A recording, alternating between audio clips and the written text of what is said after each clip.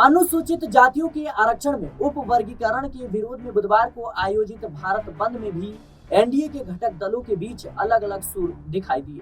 दिलचस्प बात यह है कि परस्पर विरोधी की भूमिका निभा रहे लोजपा रामविलास राष्ट्रीय अध्यक्ष चिराग पासवान और रालोसपा राष्ट्रीय अध्यक्ष पशुपति कुमार पारस ने एक साथ इस बंद का समर्थन कर दिया।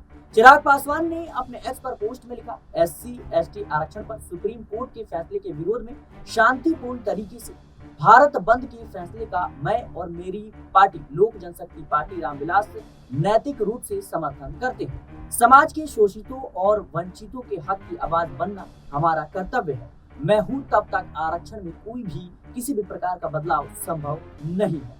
रालोसपा अध्यक्ष पशुपति पारस ने कहा कि अजजा के आरक्षण में उप वर्गीकरण उचित नहीं है, यह संविधान में भी नहीं है। ऐसे में सर्वोच्च न्यायालय की ओर से दी गई व्यवस्था के विरोध में विभिन्न संगठनों का भारत बंद एक जनतांत्रिक आंदोलन बन गया है।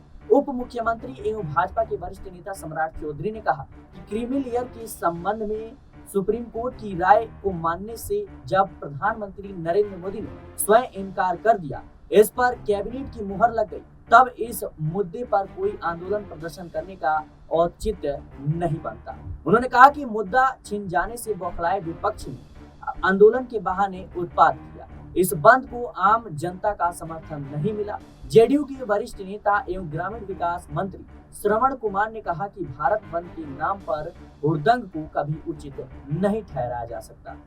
लेकिन गौर करने वाली बात यह है कि एनडीए में जिस तरीके से आरक्षण वाले मुद्दे को लेकर जीतन राम मांझी बनाम चिराग पासवान की लड़ाई देखी जा रही है, तो वहीं इस लड़ाई में पशुपति पारस और चिराग पासवान एक साथ नजर आए।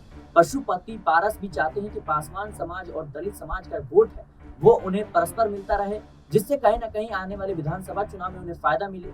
और वहीं चिराग पासवान एनडीए में रहते हुए भी लगातार कई मुद्दों को लेकर के सरकार पर भी सवाल कर रहे हैं। इसके साथ ही सुप्रीम कोर्ट के फैसले पर असहमति जताते हैं। चिराग पासवान बखूबी इस बात को समझते हैं कि एनडीए में रहते हुए कहीं उनसे दलित और अल्पसंख्यक यानी मुस्लिम वोट बैंक छिटक ना जाए और फिर ना घर के रहेंगे ना घाट के रहेंगे। यही वो बड़ी वजह है कि हाल ही में जिस तरीके से कांवड़ यात्रा रूट पर नेम प्लेट वाला जो मुद्दा आया था, जो योगी सरकार का आदेश था, उसके खिलाफत करते हुए नजर आए थे चिराग पासवान। अब देखना होगा बिहार विधानसभा चुनाव में इन तमाम चीजों का क्या प्रभाव रहता है। लेकिन एक बात तो तय है, पशुपति पारस और चिराग पासवान कई मुद्दों पर एक साथ दिखाई दे रहे हैं।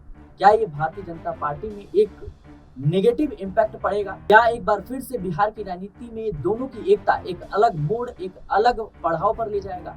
ये काफी ज्यादा दिलचस्प होगा। बहरहाल इस रिपोर्ट में इतना ही। देश और दुनिया की तमाम खबरों के लिए बने रहना नेक्स्ट टाइम पॉलिटिकल फाइट के साथ।